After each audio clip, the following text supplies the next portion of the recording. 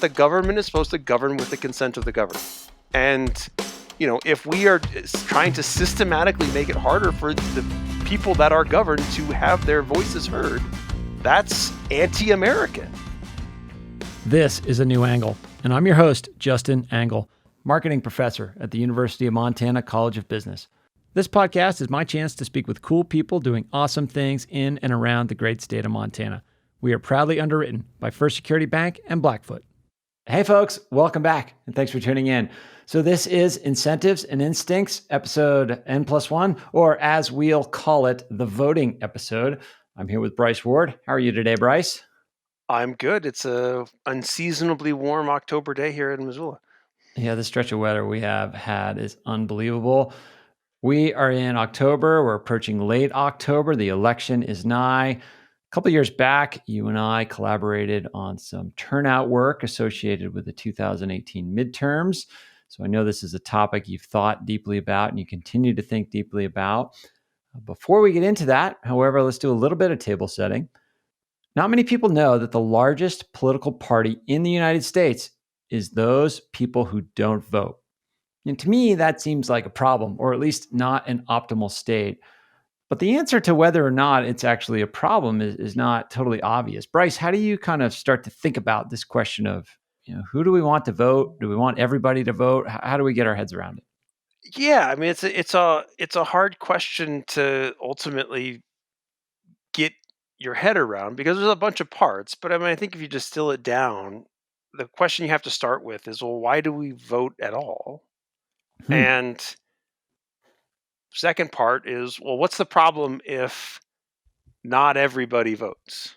And in Yeah. particular, I think it's a question of who exactly isn't voting, and how does that then affect, going back to the top question, you know, what we're trying to do with voting in the first place, which is, look, the state has power, and the state can exercise that power, and the goal of any form of democracy is that the exercise of state power is accountable and tied to the will of the people. Hmm. And if we're going to try and use state power to solve problems, we want the state to, going back to our or a few episodes ago, A, identify problems that people actually care about, and B, make the trade-offs that they face when weighing the potential solutions to those in ways that people are generally okay with. And if, the problem with voting becomes if people aren't voting and the state is not identifying the correct set of problems to improve overall welfare, if they're favoring one group over another or ignoring some set of problems, systematically, then yeah, you end up with a worse.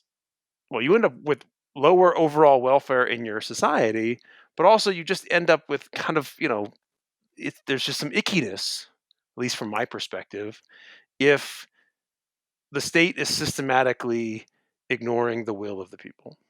Well, yeah, I mean, that would seem to bleed toward, authoritarian regime, dictatorships, etc. So let's accept the premise. At least I think you and I agree that democracy is good. Like we want the people to express their will and for our elected officials to reflect that will in their decision making. Is it that? Do we agree on that premise? Well, yeah, I mean, I think Churchill's right that democracy is the worst form of government except for everything else that's ever been tried.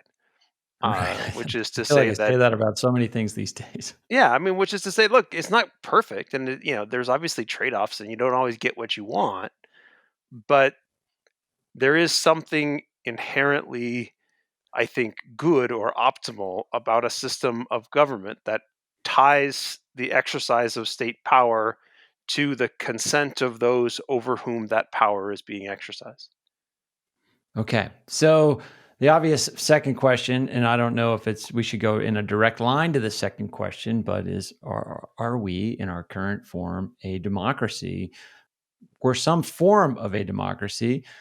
But as we said before, most people don't vote. Is that a bad thing that most people don't vote? How do we think about that? Well, the majority of people do vote, but so it's roughly, it depends on the election. But in 2016, at least, we had 140 million people vote and 100 million people not vote. So we Sure. got slightly over in at least in in a presidential election, we tend to get a majority of eligible people to vote. But obviously, 100 million people not voting is a Yeah, lot it of seems like a people. lot.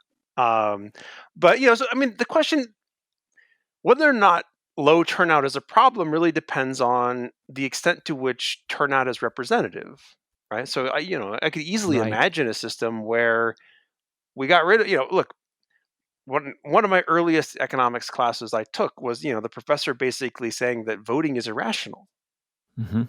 right? Because your odds of changing the outcome of the election are infinitesimal, i.e., there's basically no benefit to you in expectation of voting from a electoral outcome standpoint. I'll come back to that, but it's very costly. But yet we still, so the question really becomes is, well, how many people need to vote and who do we need to vote? And yeah, I guess in theory you could say, look, as long as we had a true representative sample, Mhm. then okay, whatever, maybe at the margin it doesn't matter as much. But to the extent that the voting population is absolutely not representative of the voting eligible population, and in particular, we can divide non-voters into two groups. There's a group of people who just don't care, right? They literally don't want to pay attention. They don't want to vote. They absolutely are agnostic with respect to political outcomes. But there's another group of people who do want to vote, are interested in politics and care about issues, but don't vote because of the barriers that we throw in their way. And to the extent it is the barriers that we have created that are the impediment to voting, then we absolutely have a problem. Now, I actually think that Yeah. the first group is a problem too, but to the extent that we have tilted the playing field by erecting barriers to voting for some groups, and that is the reason why they don't vote or they are less likely to vote, then we have, in some sense, skewed the exercise of power away from the will of the people, and therefore we're not going to get the optimal outcome that we're supposed to be getting under the democratic ideals that I think we've set out for ourselves. Right. So let's just draw that out a little bit. Like the basic premise is that if the population of people who don't vote looks different than the population of people that do vote, then we have an imbalance. And then within that population that choose not to vote or don't vote, yeah, the people that don't care, well, what's that group look like relative to those who vote? And then the people that are, in your words, sort of obstructed from voting, what do they look like relative to the population that is voting? And I think in terms of like first order problems to solve, like that one is a big one we should be looking at. Do we know much about the differences between those groups, those who are obstructed in some way from voting versus the population that does vote? Yeah, we have lots of information about this, right? So we know that. So let's just start. Who doesn't vote? Younger people are less likely to vote. Certain minority groups are less likely to vote. Lower income people are less likely to vote. So those look a lot like the standard set of barriers, right? Oh, disabled Yes, people are less likely to vote. indeed. Um, and so those are the standard set of people who face barriers to anything. And so you go, okay, well, what are these barriers, right? Well, at the highest level, it's literally just not understanding the process, Right. right? We don't make it easy to vote. In a lot of states, you have to register by a certain deadline. Then you've got to go to a certain spot to vote. And believe it or not, and I was stunned when I found this out. Like in a lot of cases, the place where you vote isn't actually the closest polling station to your house. Right. Yeah. Uh, it's like, no, no, Baffling. you got to drive past those four polling stations and you got to vote over there. And um, and then, in spite of all the ads that we see on television, we do a very poor job of educating people about what they're voting for. Right? One of the things Mhm. that actually stunned me when I moved here, because until I moved here 6.5 years ago, I was a Oregon voter, and in Oregon, the state when they send you your ballot, because in Oregon, voting has been done by mail for my entire electoral life, or everything but my Very first election. effectively, right? With no Uh, recorded fraud. yeah, you know, when they send you your ballot, you also get what's called the voter pamphlet, and it's Mm. this book, right? And anybody can put a statement in there, and there's a whole bunch of processes, and so basically every candidate has a statement, and then has statements of people who are supporting them, and every ballot issue is explained and has people can write in and say, this is why we should do this, or this is why you should, and it's basically like I don't have to go look up anything, right? I can if I want to, but if I Sure. sit down with my ballot to fill it out, and I have my little voter's pamphlet, I just read through it and I get a good sense of, well, this is what this ballot measure is, and this is who supports it and who doesn't. And same with candidates. And when I got here and I was like, where's my voter's pamphlet? Doesn't this exist everywhere? Does not Um, exist, no. and and now I have to like sit there and like get online and try and find whatever, and it's the set of information that's available to me is actually just so much less. And obviously there's media. We live in the internet age, so you can actually find stuff, but it takes me a lot longer, and I feel like a lot of times I'm like, I don't really know where this person stands on this or that, and it bugs me. Mhm. But And like, I mean, the challenge of getting legitimate information is significant as well. So exactly. having that state published voter guide with like you said, a process for sort of determining what information is legit and what should be in there and what shouldn't. Um, that's a ton of work saved. So if you're a low information voter, as many of us are, you go into the voting box or you get your mail, your ballot at home. You can fill it out with relative comfort that the information you're using to make your choices is legitimate. Yeah, and I mean, in some sense, there's that level of education, and then there's also just the fact that civics education in the United States is not very robust. Right. Well A put. lot of it is multiple choice. It's very much like there's a thing called the president, and there's the thing called, and there's not enough of, look, this is what this does, and this is how this actually works, and this is about state power, and dealing with kind of helping people understand their position in that whole process. Um, Various studies have looked at it, and it finds that, in a lot of places, the education that we provide people who are coming into voting is insufficient to kind of help them understand both their role in this process and how to evaluate candidates and ballot measures and that whole set of things, but also just the fundamentals of, this is the process for voting. Mhm. You need to register in these ways, and if these are when you have to change your registration, and this is how you find out where to vote or how to vote, and all of the, and again, like, I've voted by mail my entire life except for two elections. uh it's very easy, like the ballot comes in the mail. Although even then there's the process of, okay, you've got to use blue or black ink to fill it in.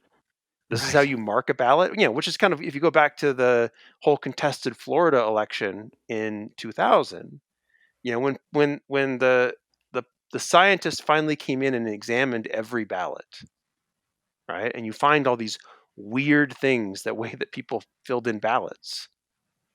There's this small percentage of people who write things or mark things and do things in ways which get their ballots invalidated.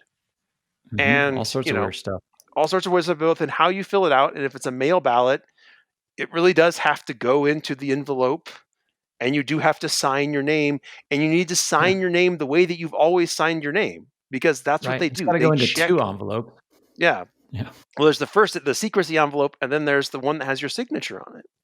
And just that kind of educate. We don't educate people about, this is how what you need to do in order to make sure that your ballot will get counted. Now, and how do we trust that process and all that kind of stuff. So there's education barriers, both at the, what I'll call the big, fundamental levels of why to vote and who to vote for and how to evaluate issues. But then there's also just nuts and bolts education about And this is where we've erected lots of barriers because it doesn't have to be as hard as we make it, right? And then you add on top of that the fact that we don't make election day a holiday. So now I've got to, if I don't, if I have to vote in person, so I live in a state where Right. I've got to do that, I've got to find time to get to a polling place, which may not be conveniently located to me. And frequently I'm going to have to wait in line, which is another thing in November, now during COVID, right? So we keep layering these barriers on. And so how close is my polling place to me? That varies a lot. There are substantial percentages of people in this country that live in what are called voting deserts. That is, the nearest polling place to you is not anywhere close to you. And You Bryce, know, draw that out a little bit. Like, are these sorts of voting deserts more often in rural areas, urban areas, low income, high income? Like, what? How does that kind of low shake out? It's income, non-random. largely minority, but also rural. Mhm. A lot of them are in the Southwest, particularly the rural Southwest. Yep. But, they actually vary election to election because obviously polling places are constantly moving and, Sure. funding is changing or whatever. If people are interested, there is a paper that actually defined this and calculated it for each of the last, I think, 3 or 4 elections that came out within the last 6 months. But yeah, so there's how far is it, and then once I get there, how long will the line be? And we know from both survey evidence, which asks people to record how long it took them, and now from cell phone evidence, right, where we basically say, oh, look, somebody showed up at a polling place, and how long did they have to sit there? Was Right. their phone tracking them there? That, yeah, I mean, they are disproportionately in places where people spend a long time in at polls are disproportionately in have high minority neighborhoods. So, for instance, if you're African American, the odds that it takes you more than 30 minutes to vote is 80% higher than if you're in a white area. If you're in a predominantly Sure. African American neighborhood versus a predominantly white neighborhood. So the battle often gets simplified in the media narratives in terms of, you know, Democrats want more turnout and Republicans want less turnout. And that's way too simple a way to look at it. It's both parties want turnout, but they want the turnout of their supporters. So then how do we kind of, given that government is facing trade-offs between those in power and those without power, how do we then construct a system where we can ensure that turnout is, or the ability to turn out vote is sort of equivalent across as many dimensions as possible? Well, yeah, I mean, so we want, I think, personally, I think that the optimal system is one at a minimum in which the barriers that everybody faces are roughly the same. Mhm. And, um, or we could just go full Australia and make voting compulsory, right? I'm actually okay with that as well. But if we're And gonna how do not they, go, and so draw that out. In Australia, how do they make it compulsory? Is it part of like your, will you pay your taxes? Like, how do they yeah, I mean, enforce I think compulsory voting? yeah, I mean, I think if you don't vote, you get fined. Sure. I don't know how big the fine is, but election day in Australia is a holiday, and Mhm. the culture that has built around that is that there's a lots of kind of you have like barbecues and all this other stuff, and Sure, then you yeah, go make vote. it an event. But that said, right? So just in terms of how do we make the playing field level? Well, again, we start with making sure that we are not just in schools, but consistently educating people. Right? There should be an effort to educate people consistently, both through media and paid media, of this is what it takes to vote. There should be PSAs of it shouldn't just be people on my Twitter feed reminding people that in a lot of states today was the last day, well, the day we recorded this was the last day to register to vote. Or Mhm. do people in Montana know that you can register same day in Montana? But if you want to do it by mail, you've got to register by October 26th. Just these very basic processes we need to be educating people about. Second, we do need to ensure that, well, ideally we would have some sort of automatic voter registration. Oregon uses it with vehicle registration, Yeah, right? Or yes, license. Yeah. yeah. When you register with the Department of Motor Vehicles, you are automatically registered to vote, which means in Oregon, then you are automatically delivered a ballot with a voter's pamphlet. So, I mean, look, to the extent that people want to move more towards an Oregon style election system, obviously, as somebody who lived under that regime and found it delightful, I'm fully in favor. But, we need to be working towards making sure that everybody has the same access to the ballot box. And by access, that doesn't just mean, oh, you're allowed to vote. That means that the effort that it requires you to vote is the same, Hmm. right? It shouldn't involve if it's easy for me to vote, it should be easy for you to vote. Right. That's the simple thing. And you're right that people just want parties are about, oh, I want my people to vote, not your people to vote. I want everyone to vote, right? That's where we move towards that system of where there's enough other barriers in our system, as we've talked about 2-3 episodes ago, in terms of how we identify and use the state to address problems.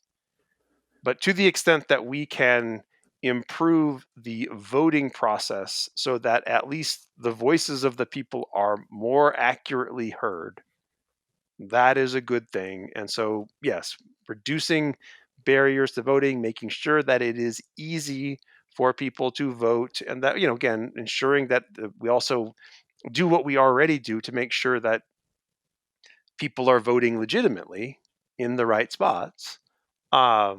But yeah, we need to make it as easy as possible for everyone to vote.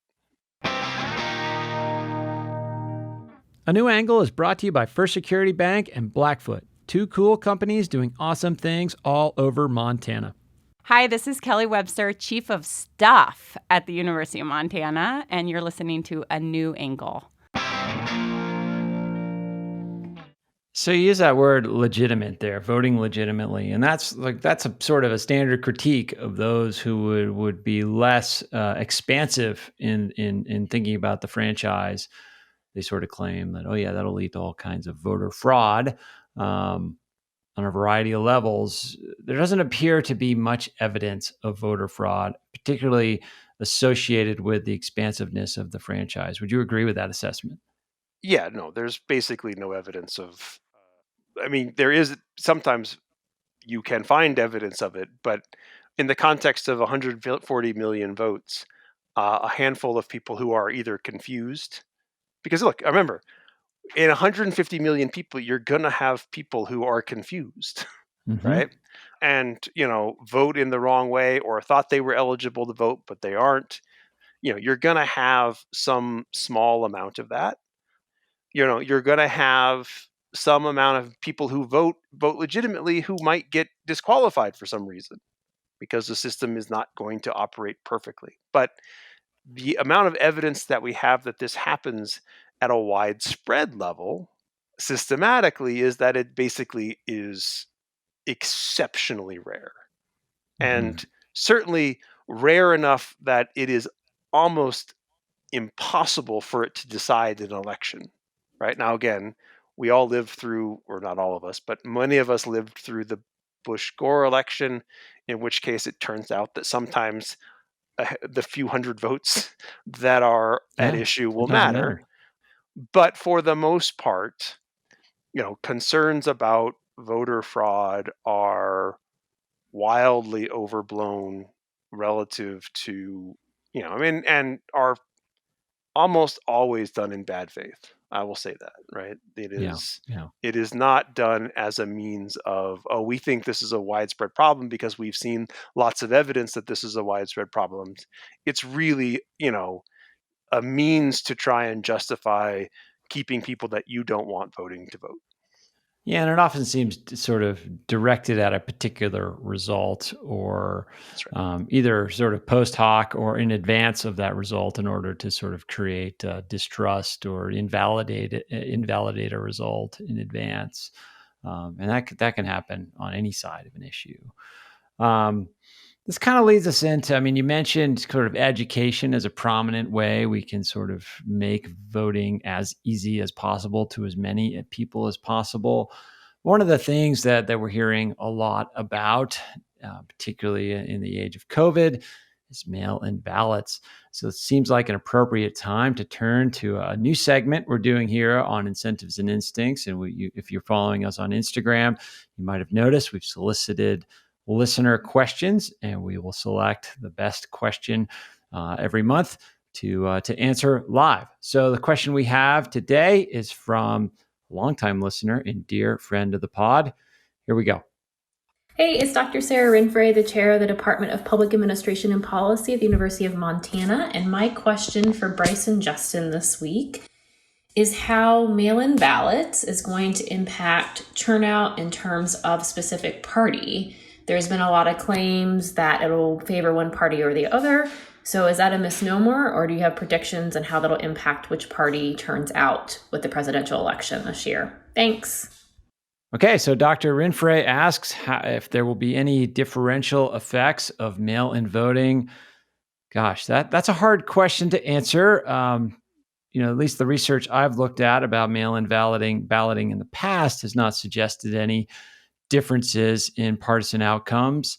But there's a couple kind of current factors that might throw some uncertainty into that conclusion. Bryce, how do you think about this? Yeah, I mean, look, to the extent that people have tried to study this, the evidence clearly suggests that there's not a partisan tilt. There is a turnout tilt. Right. What about 2%? Some of the numbers I've seen? Yeah, I mean, that's the most recent study, is kind of a 2 percentage point boost in turnout. But yeah, there's, at least when we look at the states like Oregon who move to uniform mail-in balloting, so everybody gets a ballot sent to them, we don't see any evidence that there's a partisan tilt to that shift. Just a slight boost. And so that would ultimately be a good thing, like 2% increase in turnout without a partisan effect. I mean, that would seem to fulfill some of the objectives that you were talking about there, getting more people voting and getting it, doing that in such a way that the ease for everybody is as equal as possible. Well, yeah, and to be clear, I don't care if there's a partisan tilt, right? As long as the turnout goes up, as long as we move towards a more representative sample, right? It shouldn't matter that, this shouldn't be. This is basically saying, well, look, we made it easier for people to vote, and it turned out that there were more people that don't want what we want, so we should get rid of that. That's the kind of illegitimate voter suppression that I think is illegitimate, right? It's anti-democratic. It undermines what we consider to be a core ideal of America, which is that the government is supposed to govern with the consent of the governed. And if we are trying to systematically make it harder for the people that are governed to have their voices heard, that's anti-American. And I don't, I'm happy to say that you shouldn't be worried about this, and we shouldn't be trying to undermine this thing which boosts turnout because it is neutral. But in reality, it doesn't matter if it's neutral or not, because what matters is that it makes it easier for people to vote. And that's what we should be trying to do. It's, and you think about like this particular election, 2020. I mean, going into it, the COVID issues, super salient. Like, we don't want people gathering in place and taking those risks unnecessarily when mail-in is a reasonable alternative and maybe even a more effective and reliable alternative. And you think about it going into it, it's not immediately clear to me how expanding mail-in voting in the time of COVID would favor one party or another. Like, you could create a theory for turnout for both sides increasing under these circumstances. However, it's been politicized. The president has, at least as recently as the debate last week, said that vote by mail is going to be a mess. He said that Republicans will never be elected again if we have all this vote by mail. So just the mere fact of the president kind of throwing in this partisan filtered language around mail-in voting that might have an effect on the effects of expanding the franchise to mail in. I don't necessarily know what those effects will be. I think you could think about it in a variety of ways, but that creates a situation where it's really hard to know how to predict how this will have an effect. Yeah, I don't know why the president would try and discourage people from voting, period. I certainly Right. don't know why he's making it so that his own supporters are less likely to use something which makes it potentially easier for them to vote. Now look, there is a trade-off with vote by mail in terms of that, it is slightly more likely that your ballot will be invalidated. I remember my brother checking whether his ballot had gone through and it had been rejected, and he had to go back down and say, "No, no, that really is my signature." So Hmm. there is a potential for more work, in that people might need to make sure that their ballot actually got there, and that it was processed. But at the end of the day, like, COVID fear is a real thing, and it's potentially to be a real thing at a high level in the first week of November, given case trends in particular parts of the country. So why add that cost to something that the president himself does, which is vote by mail? Yeah. I mean, there is an obvious workaround, and vote by mail appears to be a very safe and effective. And it's worth noting that vote by mail just means that the mail delivers your ballot and you have the option of mailing it back.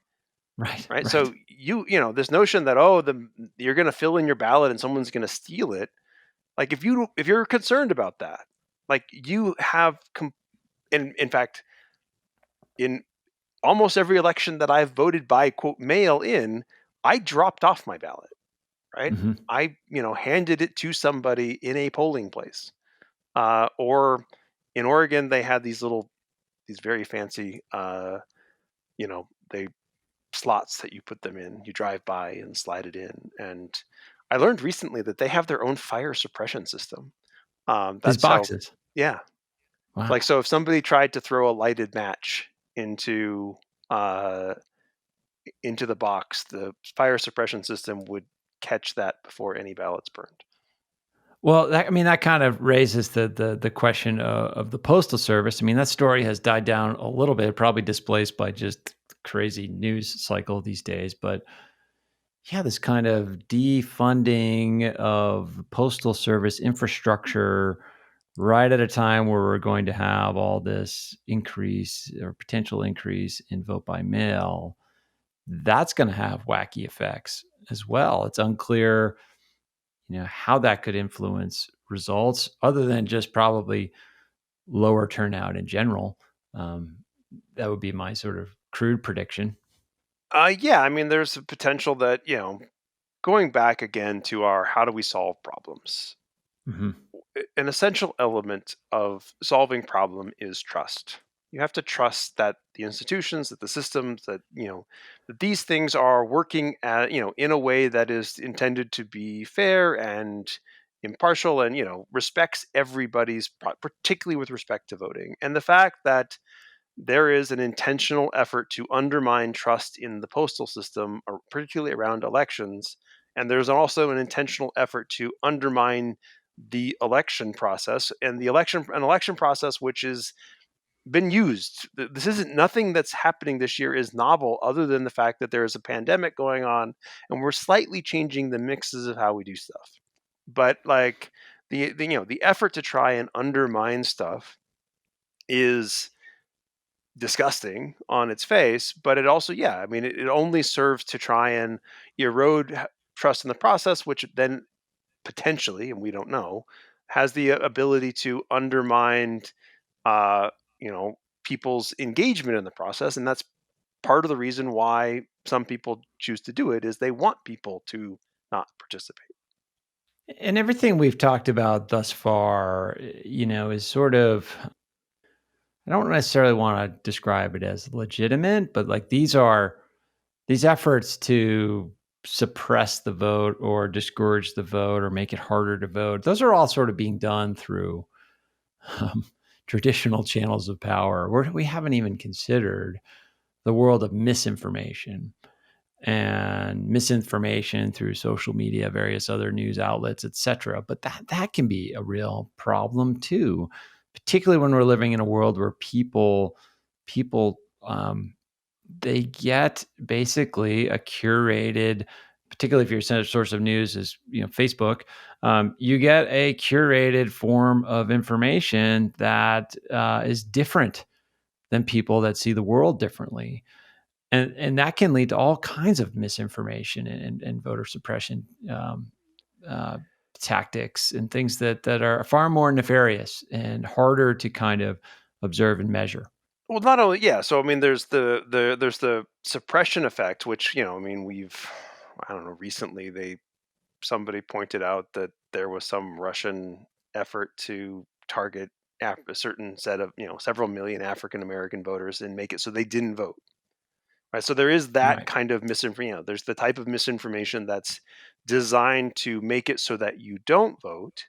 But there's also then the misinformation that's designed to get you to vote in a way that's not voter fraud, in that you weren't supposed to be able to vote, but convince you to vote on issues which they're essentially they're lying to you about what the issues are, what their positions on issues are, what your opponent's positions are, and that has nothing to do with how many people actually vote, but it certainly has to do with the larger problem that we face. And in terms of, again, ultimately this is about identifying and solving problems, right? That's what all of this is about.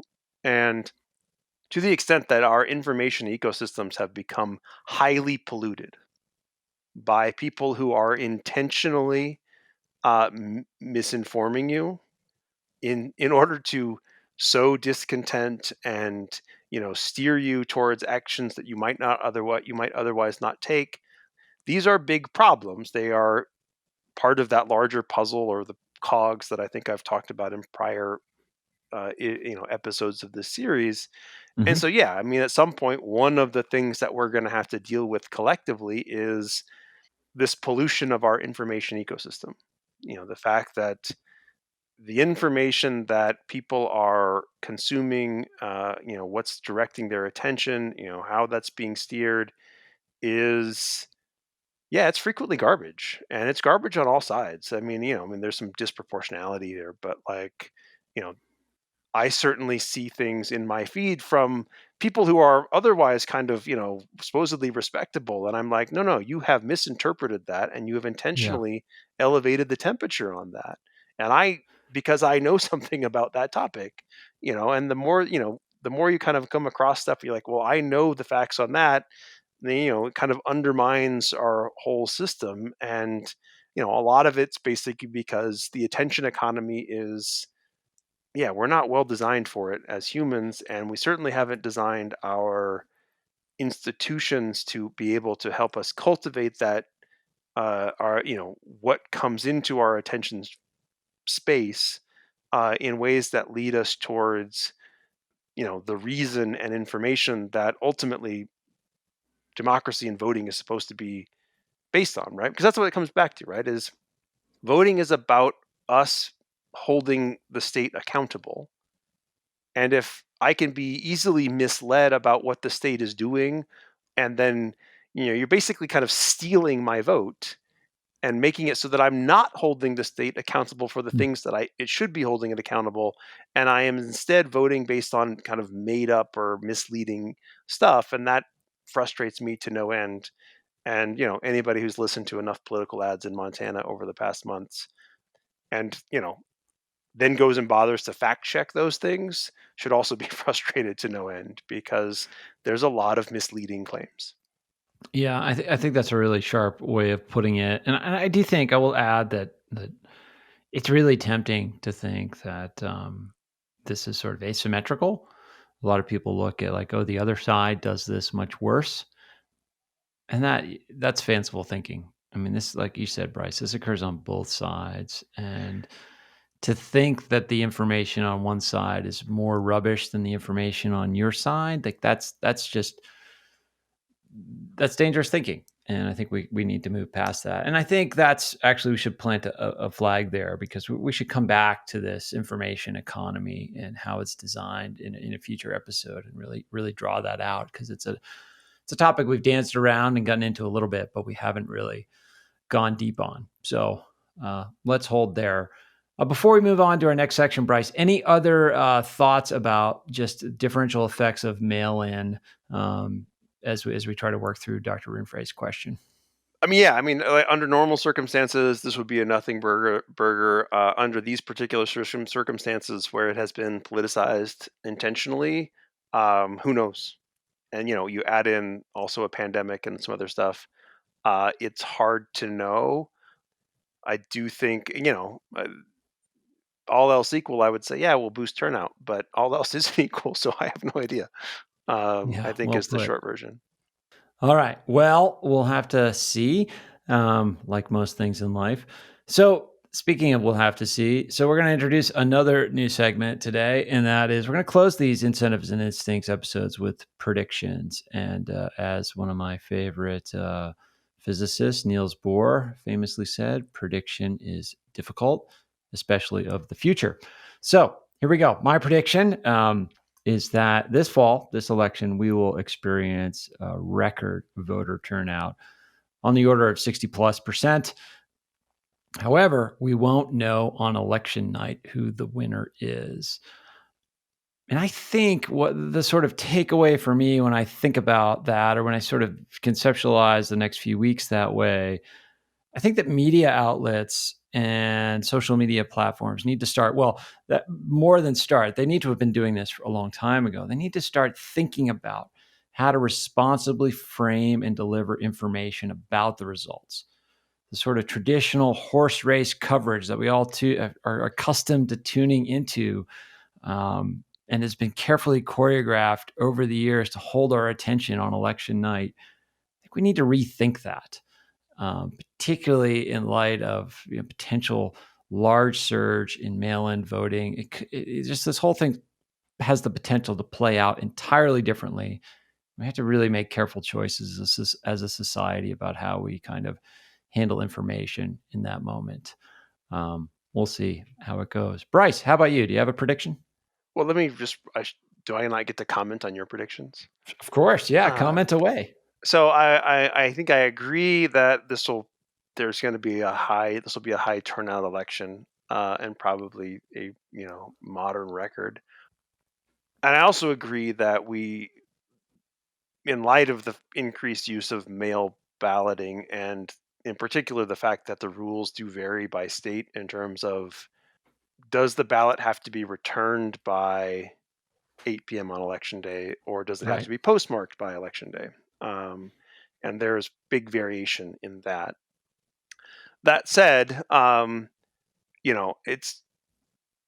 be surprised if we don't have a good idea who the winner, at least of the presidential election. Like in terms of, obviously when it comes to House and Senate, those things, as we saw in 2018, that's just going to be exacerbated at the local level in terms of, obviously California being the big state that has the postmarked by and not the returned by.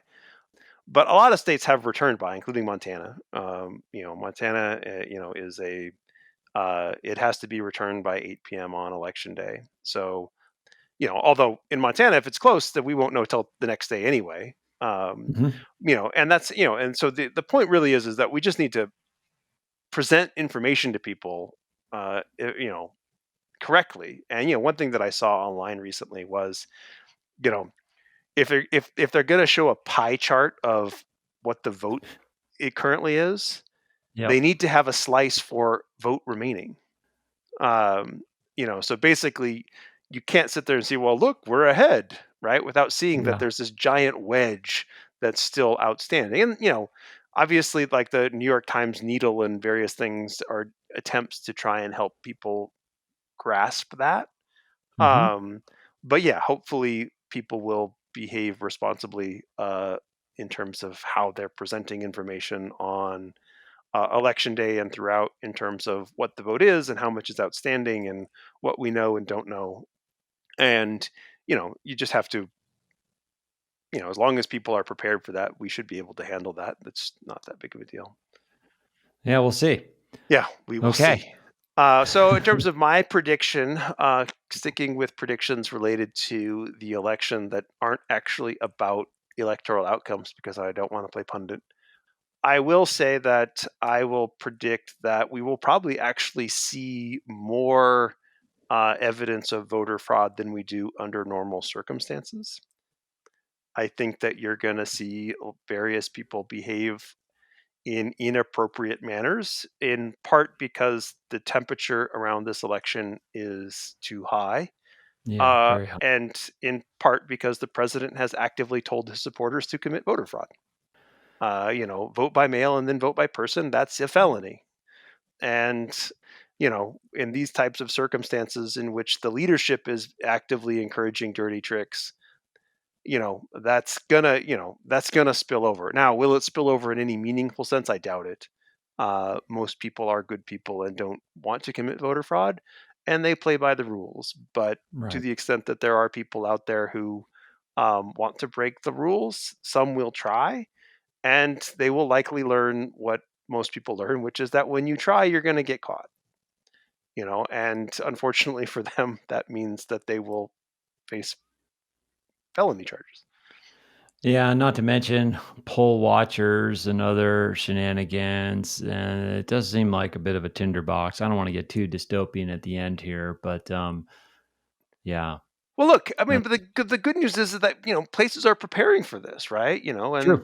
it's Yep. fine for again, the president to try and call out his illegal poll suppression operations, but law enforcement has started making it clear that's illegal and we will arrest you for it. Mhm.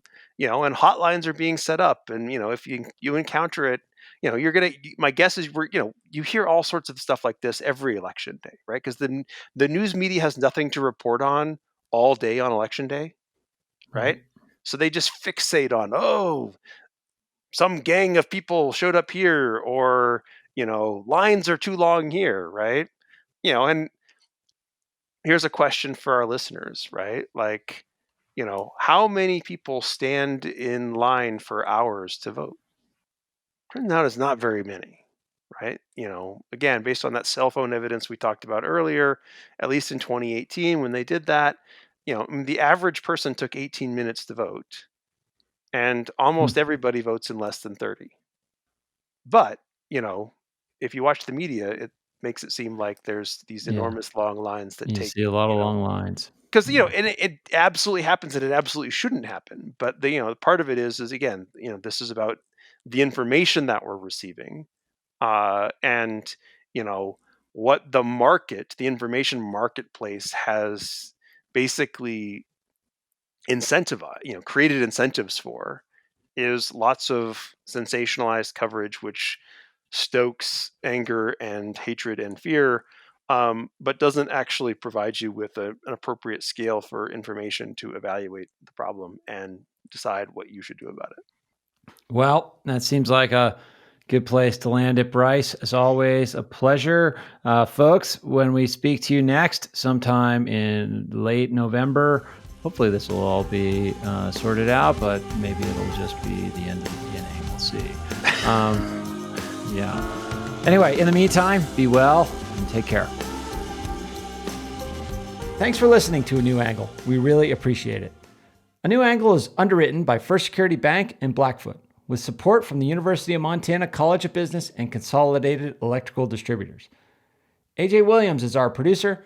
Jeff Ament, John Wicks, and VTO made our music, and Jeff Meese is our master of all things sound. If you have any questions, suggestions, comments, insults, whatever, please email me at anewangle@umontana.edu. If you like what you heard, tell your friends about us. Thanks a lot, and see you next time.